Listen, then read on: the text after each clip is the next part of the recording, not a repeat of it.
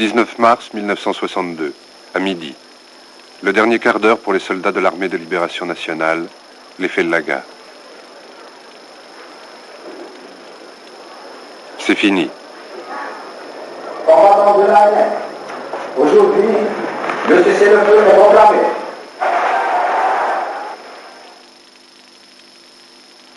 L'Algérie n'est plus française. L'Algérie est indépendante.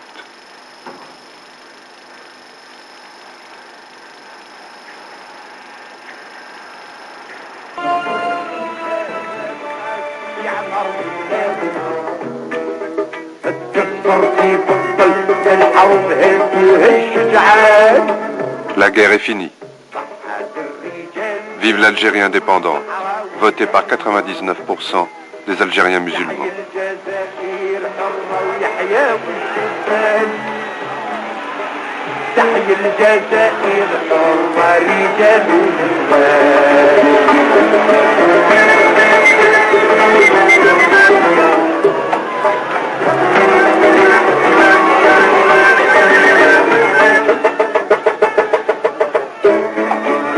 La guerre est finie.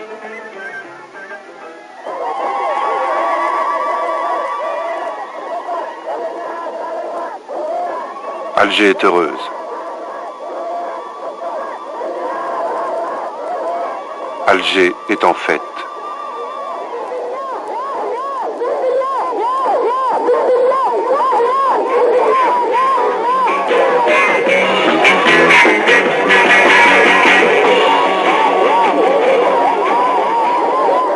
Mais il y a tout à faire, des lois et un État. Le 5 juillet, Ahmed Ben Khedda, président du gouvernement provisoire formé en Tunisie par le FLN, entre à Alger.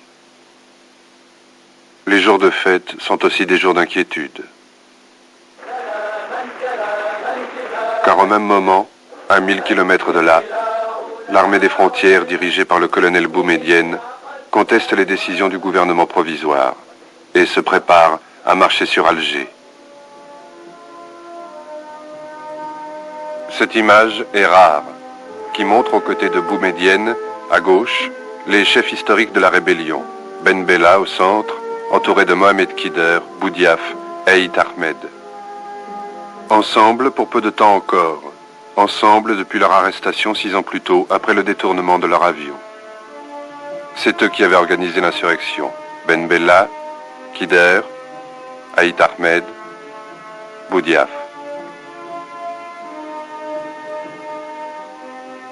Avant eux, le premier, Messali Hadj, avait lancé dès les années 20 les bases du mouvement indépendantiste. Lui et ses nombreux partisans seront éliminés par le FLN pendant la guerre d'indépendance. Maintenu à l'écart, il mourra en 1974 sans jamais avoir été entendu.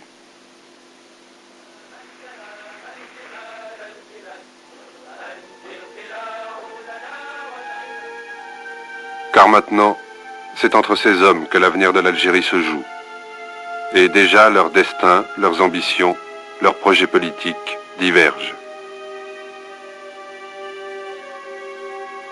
Soutenu par l'armée, Ben Bella annonce la création d'un bureau politique pour prendre en main, dit-il, les destinées de l'Algérie.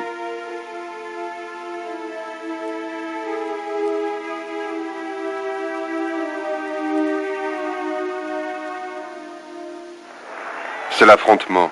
On parle de coup d'État, de dictature, de fascisme. Les leaders sont divisés. Cet été-là, ce devait être la paix et c'est à nouveau la guerre. Entre les frères cette fois. 25 morts à Constantine le 25 juillet, plus de 1000 près d'Alger en août. Lutte de pouvoir, complot, dissidence entre groupes armés. Le pays est divisé, paralysé. La guerre civile dure 1 mois, mais 7 ans ça suffit, il faut en finir.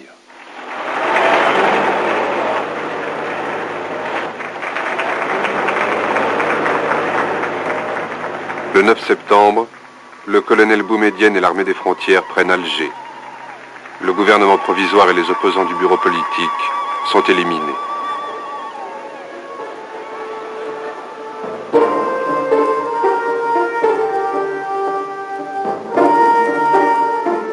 Ben Bella a maintenant les mains libres pour préparer les élections. Un seul parti et liste unique pour les candidats. Aït Ahmed et Boudiaf ne peuvent empêcher Ben Bella et Kider d'imposer leurs idées pour un pouvoir fort, appuyé par l'armée.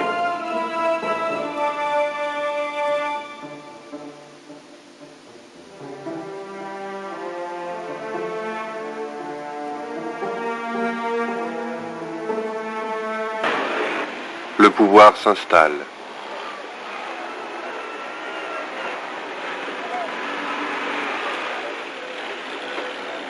Ferhat Abbas, démocrate et républicain, autre leader historique du mouvement de l'indépendance, premier président de la première Assemblée nationale.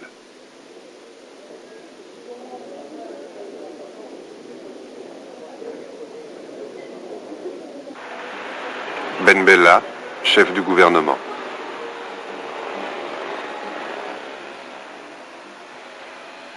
Mohamed Kider, secrétaire général du bureau politique. Boumedienne, ministre de la Défense. Avec lui, 5 militaires entrent au gouvernement.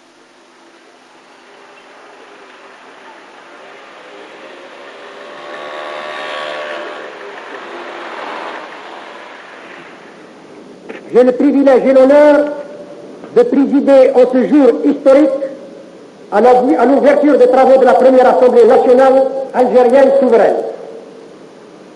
Mon premier devoir est de saluer en votre nom et au nom de la nation entière la mémoire de ceux qui sont tombés dans le combat libérateur. Ce pourrait être la fin. La première fête nationale de la République algérienne, démocratique et populaire.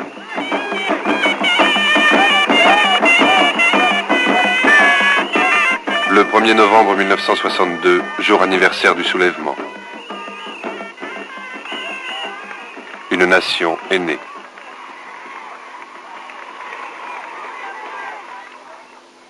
Pendant ce temps, massacres, exécutions, les règlements de compte de la Révolution. Les harkis abandonnés et que la France n'a pas voulu accueillir. Des milliers seront exécutés.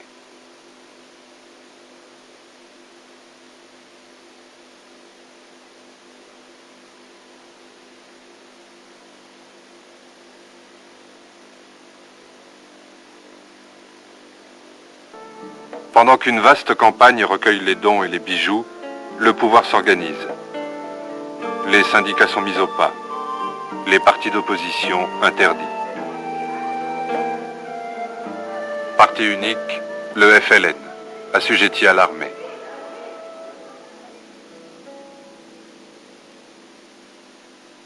Krim Belkacem, autre chef historique de la guerre d'indépendance, le négociateur des accords de paix. Il sera bientôt condamné à l'exil. 8 ans plus tard, on retrouvera son cadavre dans une chambre d'hôtel, en Allemagne, étranglé.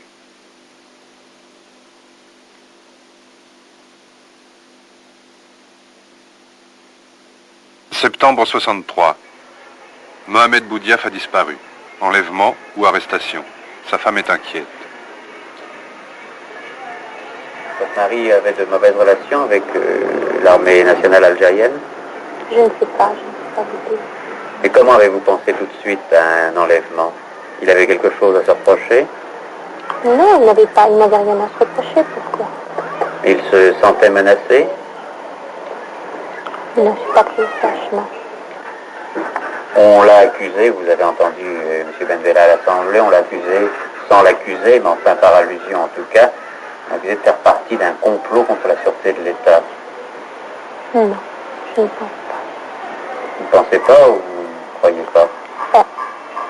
Mon mari est un vieux militant, il est militant depuis 20 ans et je ne pense pas qu'il puisse comploter contre